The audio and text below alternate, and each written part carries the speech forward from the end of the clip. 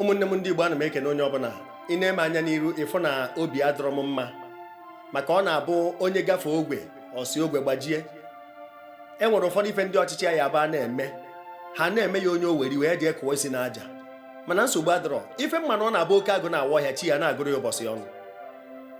Ọkwụ nụrụ ife nna ya ukwu prọfesọ Soludo kwuru na ọ kọngratuleti Bola Ahmed Tinubu si na ndị Anambra Youth, mana onye ọwụ na mana ọsọ ya kwụ nke a doro ewu na ọkụkọ anya, nke a ife nwere ya. Unu fụkwazi ka gọvanọ Dave Umahi na sinetọ Ọji Ụzọ Kalụ na-azọ onye a ga-enye sineti prezident. Ịfụ na ọ bụrụ egwu anyị na-akụ ka ndị a na-agba.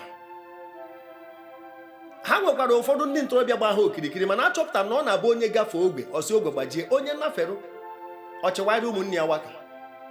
Mana nsogbu adọrọ ụbọchị nta chụọ na Owere nchi.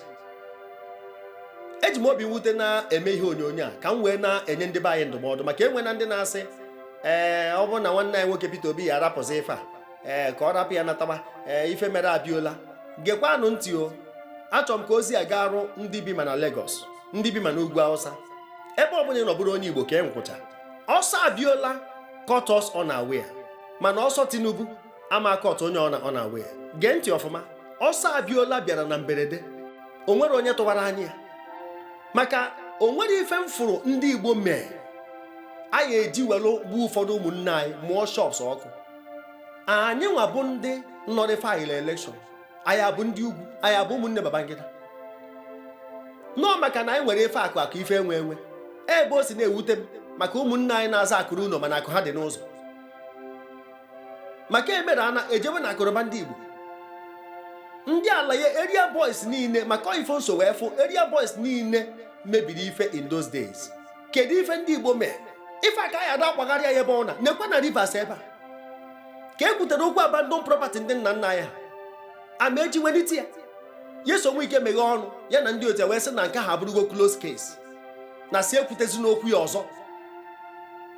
Mmadụ were ife mmadụ, the whole Nigeria n'usoro anyị ọgụ, anyị wee kwere ike aha ịtọ o wee gbacha onye ọbụla ahụ. The whole Nigeria na mba ụwa onye ọ na mana genocide, abandon property ndị nna nna anyị emeghe ọnụ na ntị anyị na this dispensation wee sị na ọ bụrụgo close case. Kedu onye ọya bụ ọ bụrụ obi adị ya mma? Eme anyị ya na Rivers steeti ebe a ịma na o so bụrụ be anyị, eme anyị ya na Lagos, anyị abụ foreigners. Abịakwuo na ala Igbo ebe a ndị agha obodo a anaghị esu ụlọ ọkụ na-egbu mmadụ dị na ya, enwe ọ na-identify corpses na mortuaries. Mgbe mmadụ tighị ife na iro bịakwuo na be gị tie gị ife, ebe ka ị agbajezi? Ọ maka ụmụnne anyị na-asị enya nata ya nataba, ọ na-anata ya abụzi slave, ya abụ ohu forever. Ọ bụrụ na ya enwetara ife a kịta, ịma na ya abụ ohu wee nwụrụ n'ohu, ihe anọ n'afụfụ wee nwụrụ. Ịnọ na be gị tiri uche n'aka, ndị kidnappers enwe freedom more than you do. Ịpụta na checkpoint ife so ha gaghị eji gị mee, akwụba gị 1 hour na-akpara nkata wite onye keke, ịma ọsụ ime nwa awọ jump. Kedu ife mmadụ afụberụ Chineke ji wee nye anyị candidate dị credible, exceptional, unique candidate? Ife dị nụnụ fụrụ ụfọdụ ndị gọvanọ anyị na senators na-eme, most of them mana ha nwere corrupt cases, na ọ bụrụ na nwanne anyị nwoke banye ebe a ha ncha niile nganga. O nwere ife ọzọ ha na-agbachi. Onye ọbụla sọpọtụrụ si rapụ ọchịchị a ife ezuru n'ori ka ọ dịrị, ma anụ onye na-enweta corrupt proceed, ma anụ onye ji arụ dị n'obodo a wele eri nri. Onye ọbụla kwuru ụdị okwu ahụ. How can you say that? Eme ya ndị ofe mmadụ nweta ọchịchị, ị nara ya n'aka ike gbugbuo onye ọwa egbu. Ọ bụrụ onye ọrụ na ka a ya eme ya. Festus ka ya mụ na-ekwusi mee ya arrest ya na data. DSS abụrụ ọnụ ndị ọ bụrụ achọghị m ije side ya, don't want to talk about that side. Ana m adụ ụmụnne anyị ọdụ maka ife o ji dị mkpa na nwanne anyị nwoke garuru njem a n'isi, maka ndị mmadụ amarọ connection onwe. Ndị a na-eme ife a n'obodo a eme ha na-arụ asị ka ọ dịba, abịa increase fuel, ndị mmadụ baa mba 1 week 2 weeks 3 days, onye ọ na-agba nkịtị nwa obere oge ọ dajụọ, ọ bụrụzie normal life. EEDC atọpụọ ego tarif ha, onye ọ na-aba mba nwa obere oge ọ dajụọ. Anyị na-agba ụja na nkịtị na-abụ toothless bulldogs. Ife dị na aha anyị na-aba mba na-agba strike dị na gwagodo m nke a reverse, gwa m nke emechara ọbịa to the demand of the citizens. Gwagodo m ha ncha mecha ọ dịrịkwa ebe ahụ ọ dị. A na-ekwu okwu international airport, na-ekwu okwu seaport, ikwucha ya ọ dịrị ebe ahụ. Ekwu okwu destruction na ọ dịrị ebe ahụ ọ dị. Ekwu okwu state police na ọ dịrị ebe ahụ. O nwere nke ọbụla citizens kwuru. No few individuals na-ekwu ka gị nwa ya esi wee bi ndụ. I wee fụzie onye dị willing.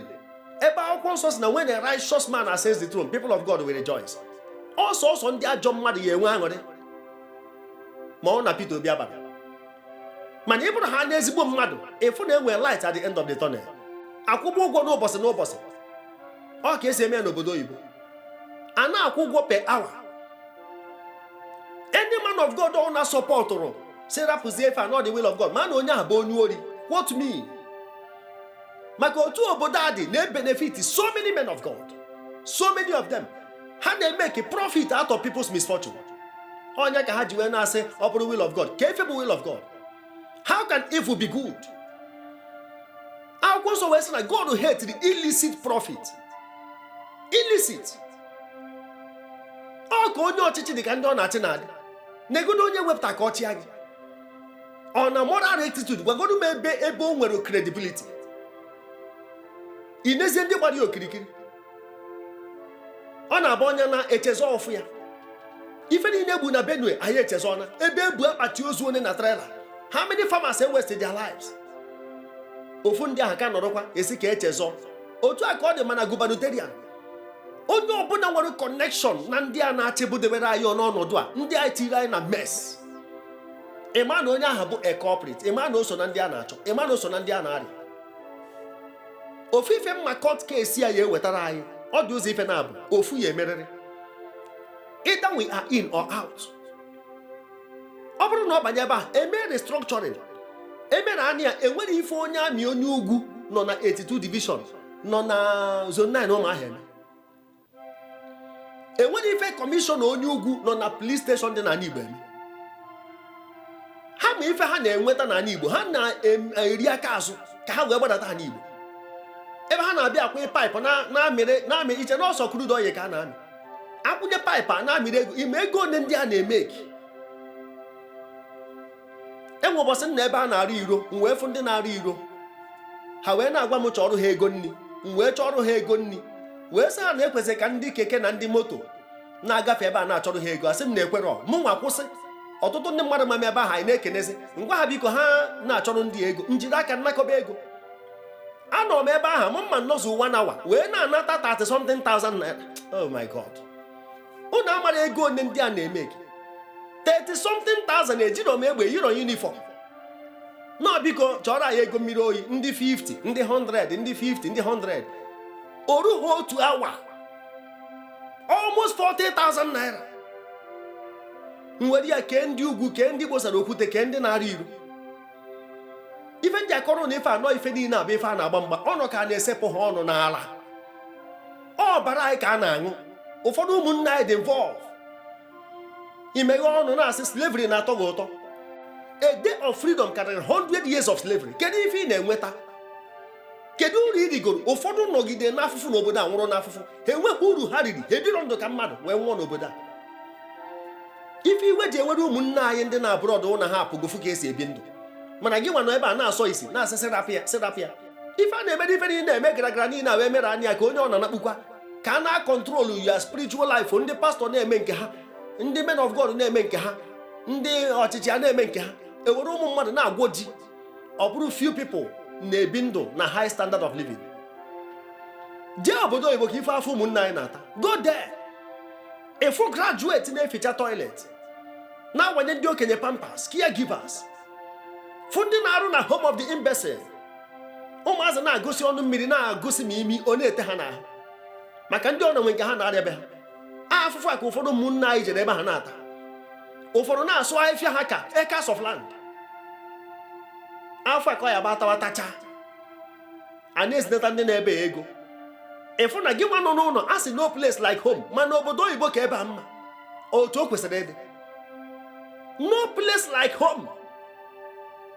Ụmụnne anyị wee gbaa ka ụkpaka na mba ụwa niile, ndị na-anwụ na Libya, ndị nọ na desert, ndị nọ na prison, as a result of bad governance. Imeghe ọnụ wee sịsị rapụ ha ka ha nọrọ. Clear conscience fears no accusation. Ka anyị jee n'ụlọ ikpe. ka i wee ma Chineke ọ nọkwa ndụ. Onye Igbo ọnwụ na meghere ọnụ wee kwuo sị rapụ ife a, kedu ife a na-arapụ? Maka na egbubere gị, maka nne gị na ụmụnne gị ka nọ ndụ, maka esuru ụlọ ọkụ n'ime na ebe na alahụ ụla emego na Benue State as of other states. Ị ka dị free, ọnya ka eji ometụbọghị gị n'ahụ. I don't care bụ onye ometụbara na mbụ. Ọ na-egbuo na nwunye gị gbuo ụmụ gị, emeghe ọnụ sị ka arapụ ya. Onye lahụ ụlọ eburu egbe ya. Anyị ada agba mbọ Chineke wee nyere anyị aka, anyị zọpụ njem Chukwu wee saa anyị. Ebe ọ bụ na win election by all means and go to court, ka anyị jezie n'ụlọ ikpe ka ekwuzie na ife dị ọcha dị oji ka anyị wee fụ. Ife mma na Chineke nọ n'oche eze ya. Falsehood will never last, and the stolen crown is a miracle. Ife njem efe a ka m gwakwa ụmụnne anyị, ọsọ Abiola dara anyị na mberede, mana ọsọ Tinubu ama adakwa mberede. Ịma ka isi a na-enọgharị ya maka oge agbara ọsọ Abiola, sọọsọ ife ndị mmadụ bụ anata asa akpa nnu maka kwashi ọkụ. Ịpụta na Yaba, pụta na Maza ebe niile a na-aba moto, mana Orile na Koka ebe niile a na-aba moto, ịpụta ọkacha Lagos ebe mma na ọfụma. Onye ekwu na luxurious bus, o nwere onye kwere eji private car were ana. Ndị nwecharụ flashy cars, onye ọ na-arapụ moto ya. Ka ị nọ n'ebe ibe gị nọ, anya anwụ ka ngodo ọnụ. Sọọsọ nnu ka onye ọna bụ ana, ndị nwee millions wa akpa nnu ka ha na-achọ. Agbacha ọsọ Abiola wee nata. Ndị Igbo ka wee bu n'anya. Iruo n'ugwu Hausa emegharịa ezipụ ụmụ Azalamajari. Enwere uru ha bara, ha nwa ya abịa suo shop ọkụ, suo ụlọ ọkụ. Ihe afọ obi ya eji wee gbuo ha. Abịa n'obodo ndị ofe mmanụ, ndị a na-ezipụ bụ ndị ala ya. Ụfọdụ enwere ụlọ, ụfọdụ ụbọntụrụwe, ụfọdụ ka amụ na paakị, ụfọdụ meghe ọnụ efu na eze adọrọ ha n'ọnụ. Ụdị ndị na-abịa emebiri anyị ife. Ọ ndị eji etretin anyị n'obodo a. Emeghe ọnụ etretin entire tribe, esi m ka anyị mechie ọnụ. Ọnwụ na anyị enwetara ya kịta, anyị ama azụ nwụzi ụkwụ n'ala. Ife anyị abanye ya kịta anyị aka njọ karịa nke anyị nọ na ya. Mgbe a na-agba PVC, ndị Igbo so wee gba PVC. Mgbe a na-atụ vootu, ndị Igbo so wee tụ vootu. Anyị mechiri afịa. Iwe mechazi ọ dabarụ gị, anarụ gị. Biko ana m enye ndụmọdụ a, onye ruo onye ma ka ọ na-adị. Ọ bụrụ na anwa gba nkịtị ife afunarị anyị, Mr. Peter nwere ike gara anyị n'agbara obodo oyibo. Aha ịsatọ na-abịa abịa, ọ bụzikwa otu ọ dị ka ọ ya dị. Ka ịgwazi ebe anyị enwetakwa ofu onye ya pull attention all the ethnic groups na Nigeria, otu ọ dị ebe Mr. Peter Obi nọ. Gwagodu m na ndị politicians niile anyị nwe, gwagodu m onye ya abụọ pụta ndị mmadụ akwụrụ ya n'azụ. Otu ọ na onye dị ndị agbata obi ya ma amacha ndị ọzọ na-egesi gbahapụ ike ekwere mmadụ. Kịta ikpe amani ya amabara aha onye oya eje nga. Ọ ife mwute ha etinye ha ọrụ ya ọnụ, mana onye nwa na-agụpụrụ ha praises, o sobe agụrụ ha egwu. Ụmụnne m, ọ dị mwute. Ife nji na-ekwu ya bụ onye na-azọ ife ya abụrụ ife ọjọọ ka ọ na-eme. Onye na-eri ife ya adasị ya na eke ọnụ ya dị. Ekwukwa m ya ọzọ, ụmụnne anyị na-ele anyị mkpụrụ ịtọ na-akwụba anyị na-eto ama ndị a na-eze. Ịbụrụ onye Igbo wee na-ekwu ife na-ewute ndị ntorobịa ndị Igbo, mana na oke agụ na-awa ọhịa chi ya na-agụrụ ya ụbọchị ọnụ. Ife eji ọkụ agbarụ fuel ka eji fuel agbara ọkụ, ka uche anyị dị ya. Afa m bụ Brother Paul Chigbo. The best of all